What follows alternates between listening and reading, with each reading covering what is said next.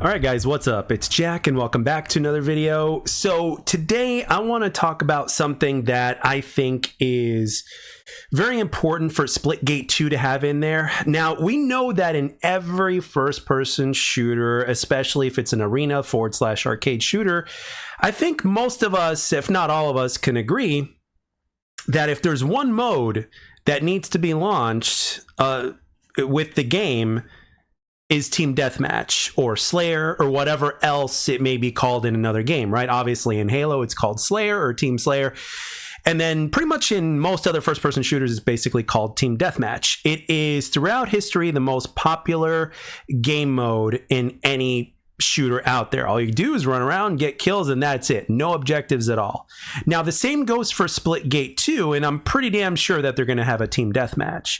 However, because of how Splitgate 2 is designed, I personally think we need to take a step ahead, and this is something that has been mentioned to me on stream by people that come by and watch the stream. Shout out to Stream. I'm going to call it Streamtown, just like Excaliburs calls it, I guess. Shout out to everybody who's coming in on streams to say hello, regardless of whatever game I'm playing. It's always good to shoot the shit with you guys. And one of the things that you guys have mentioned to me, as well as in the comments section, is not only your concerns for portals, but that you would like to see a no portals game mode. You know, like for instance, in Titanfall 2, we all knew that the entire game was centered around the Titans, right? Pretty much how this game is, to an extent, I guess you can say, centered around the portals, right? I mean, the game was called Titanfall, so therefore you got to have Titans. And this game is called Splitgate, and therefore it relates to portals. It's not called Portalgate, but it's called Splitgate. Gate, therefore being portal. So basically, but they did give us a pilot versus pilot game mode, because eventually, obviously, there would be a certain number of players that would really like that and would really enjoy that. Well, lo and behold, I think the same needs to happen with Splitgate 2, to where there are no portals.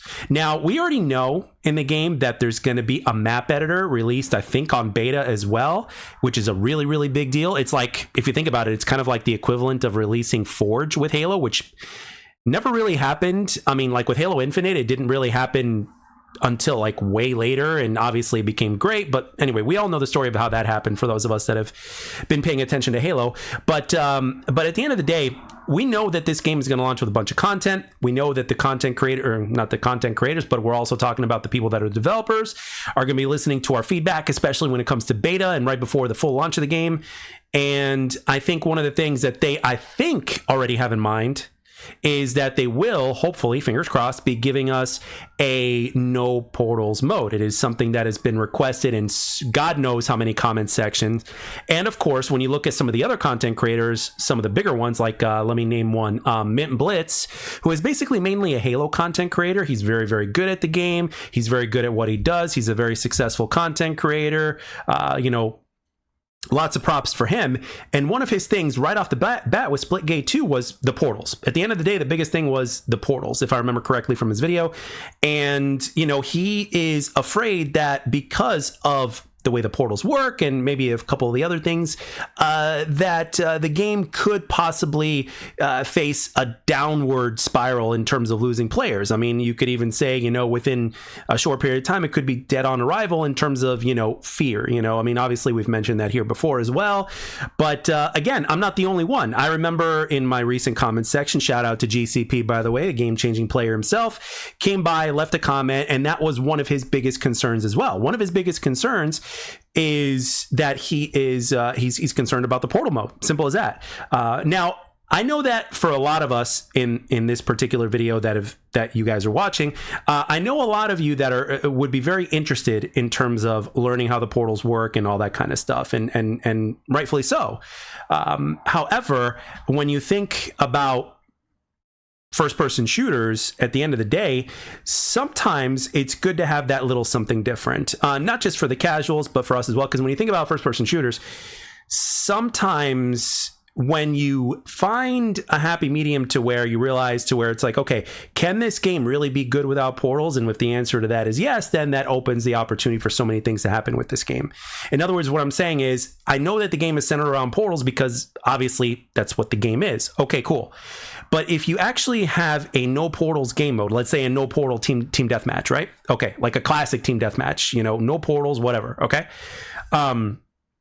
This could potentially open the doors for other game modes that don't necessarily revolve around portals. However, they might revolve around God knows what else the developers and or the community come up with. And of course, when you've got specific game modes that either may or may not rely on portals as well, that kind of adds things into the mix as well.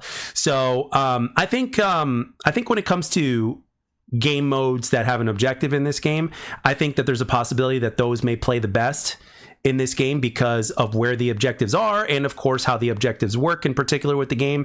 And let's not mention the fact that with that in mind, there will be less randomness if they put the portal walls in the right place in accordance with the objectives, because if you just put a portal wall facing the objective right away, it's like, well, it's gonna, you know, it kind of causes a whole bunch of random chaos, and you don't want that. You know, you want them placed in a spot to where, you know, you can kind of predict where they're going to come from, but at the same time, it's still kind of a guess. But at the same time, you have to watch where they might be coming from in terms of choke points and stuff like that, advantageous areas on the map. You know, you can't just rely on the portals themselves in order to bail you out. You know, your first-person shooter mechanics that you've learned from all the other games that you've played, and some of the other games that are kind of like a part of this one, like a Halo or a Call of Duty X Defiant, Overwatch, those things, those pieces of those games, you know, they have to play a role too. You can't just have the portals overtake everything, especially since you're putting in all these different elements of all these different shooters into this game. And one other thing I wanted to mention before we close here is that so far we've gotten a 15-second teaser trailer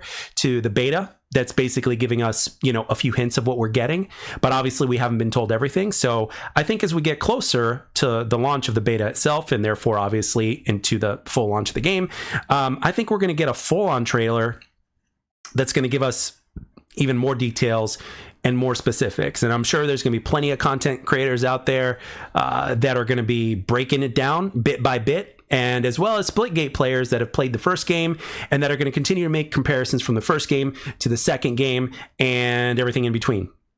And that's the beauty of content creation, and of course that's the beauty of having a sequel to a game that was meant as a passion project and a concept that is actually going to reach full fruition, hopefully, fingers crossed, with the sequel that has a full-on budget, a development team of 200 really talented developers, and the developers that listen to their community.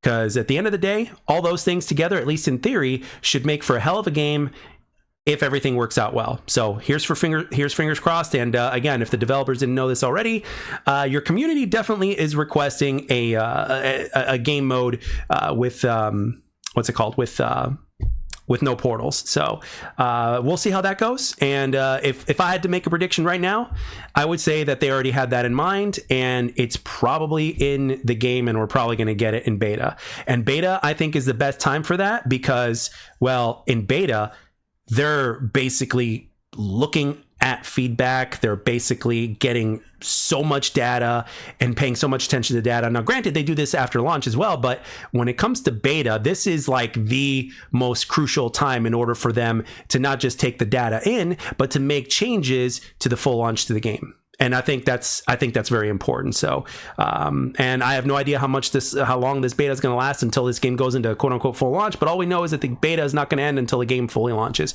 So we're going from beta to full launch. So, yeah, no portals game mode, I think would be a great idea. And I want to know in the comment section from you guys, for those of you guys that have been very, very vocal, so to speak, in writing form or in typing form on the, here in the comment section. What do you guys, is there anything specific you want to see with a no portal mode? Is there a specific hero or ability that, basically disables portals beyond just the grenades? What do you guys think? What is your mind in terms of this particular subject? So with that being said, I'd like to thank everybody for taking the time to watch and or listen. I hope you enjoyed the video, and I'll catch you guys on the next one.